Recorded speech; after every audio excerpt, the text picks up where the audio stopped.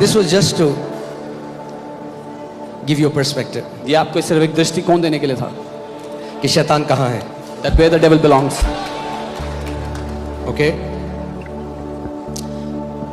So, ना तो इस कुएं में जाना है ना उस खाई में जाना है. Neither do we have to go into that ditch nor into this pit. परमेश्वर का वचन का जो मार्ग है उसमें चलना है. The word of God is our path, is our way we should walk in.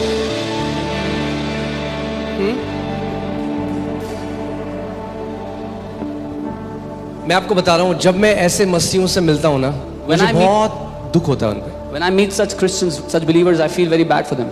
और वो इतने जिद्दी हो गए अपनी उन चीजों में कि उनसे बाहर नहीं आना चाहते. And they've held on to these teachings and now they're stuck with them. They cannot come out of them. Because उनकी चेतना को, उनकी कॉन्शियंस को करप्ट कर दिया है गलत शिक्षाओं ने. Because their conscience, their awareness has been corrupted by these wrong teachings. एक परिवार मेरे पास आया. A family came to me one time. उनकी बेटी की एक डेथ हो गई थी और Their daughter had बाकी died. दो बेटी बची. तो किसी के पास गई, किसी पास्टर ने उनको बोल दिया ये मृत्यु की आत्मा आ रही है और ये जो है सबको लेके जाएगी. मैंने कहा क्या नॉनसेंस है ये. They had gone to a pastor and the pastor said this is the spirit of death and it will take everybody with him. And I said what nonsense is that? अरे अगर मृत्यु की आत्मा आ रही है तो अधिकार ले लो उसके ऊपर. If the spirit of death was coming, why did you take authority over it? Okay. So actually जो स्पिरिचुअल वॉरफेयर है ना, मैं आज आपसे सच बोला, मुझे पता है बहुत सारे लोग इसकी वीडियो बनाएंगे, उल्टी सीधी बातें बोलेंगे, मगर इसीलिए परमेश्वर ने मेरा अभिषेक किया है और इस देश में रखा. I know many people will say many things, but I know why the Lord has anointed me and kept me in this जब country. आप ट्रेडिशन टीचिंग के अगेंस्ट जाओगे ना तो शैतान बहुत लोगों को खड़ा कर देगा आपके विरुद्ध. When you will go against traditional teachings, the devil will raise many people against you. क्योंकि इन शिक्षाओं से उसने कई विश्वासियों को अपना बंधक बना रखा है. Because through these teachings, the devil has made many believers his slaves, in his bondage.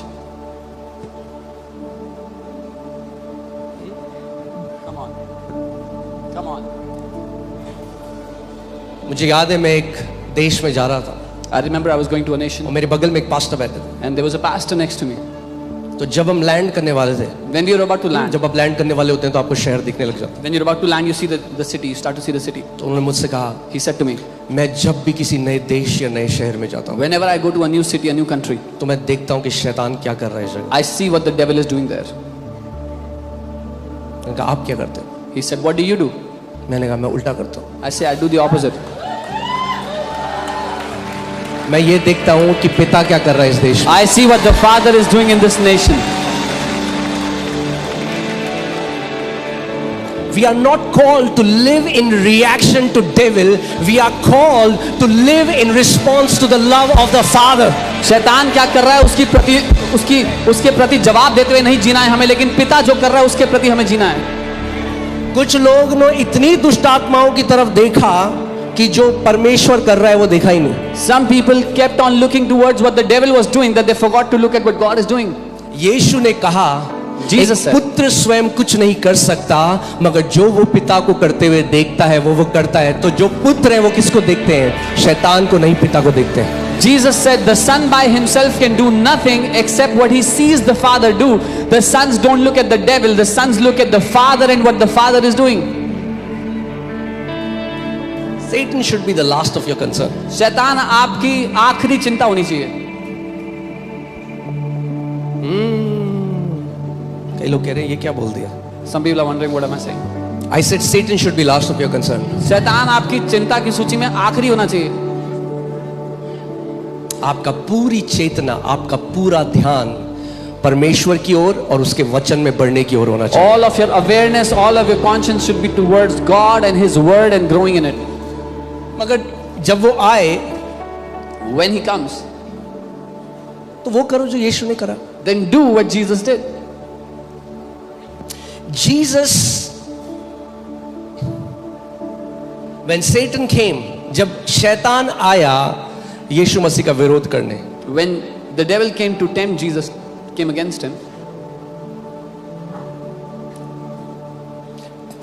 Okay, let me first address something. जो स्पिरिचुअल वॉरफेयर के नाम में जो नॉनसेंस होती है, आत्मिक, all the nonsense that happens in the name of spiritual warfare. ऊंचे पहाड़ों में जाओ, Go to high mountains. Bind the high territorial spirits. वो जो ऊंचे ऊंचाई पर बड़ी दुष्टात्मा उनको बांधो. मैं क्यों आपको ये बोल रहा हूँ? Why am I telling you? मैं एक वो बंदा नहीं बोल रहा जो बाहर से जिसने ये चीजें देखी हैं. मैं वो बंदा बोल रहा हूँ जो अंदर जिसने ये सब किया है. Time waste. I'm not speaking as a guy who has observed from the outside. I'm speaking as a guy who has done it from within, wasted my time. ऐसे ग्रुप में था मैं, I was a part of such a group जहां हम ऊंची जगहों में जाते थे, where we would go to high places ऊंची दुष्ट आत्माओं को बांधने के लिए. to tie those high demonic spirits. कुछ ऐसी जगहों में गए, We went to some such places. वहां पे कुछ था एक फ्लोर का, There was something there, one floor. तो बोला टूट यीशु के नाम में We टूट. said, break, break in Jesus' name. टूट टूट टूट. Break, break, break.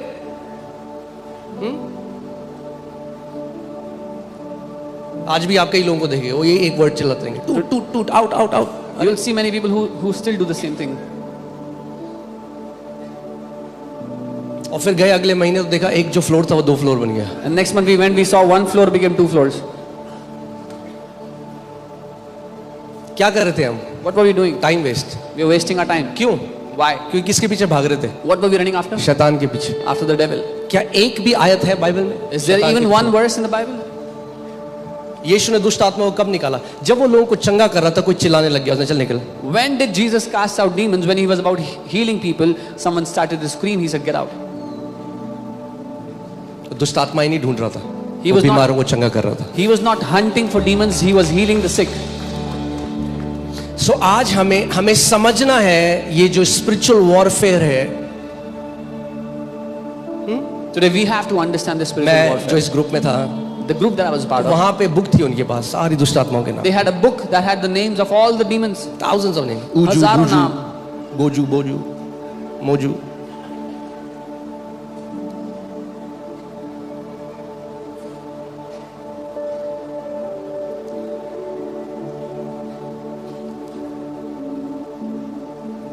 Too much emphasis on spiritual warfare has made so many believers devil conscious.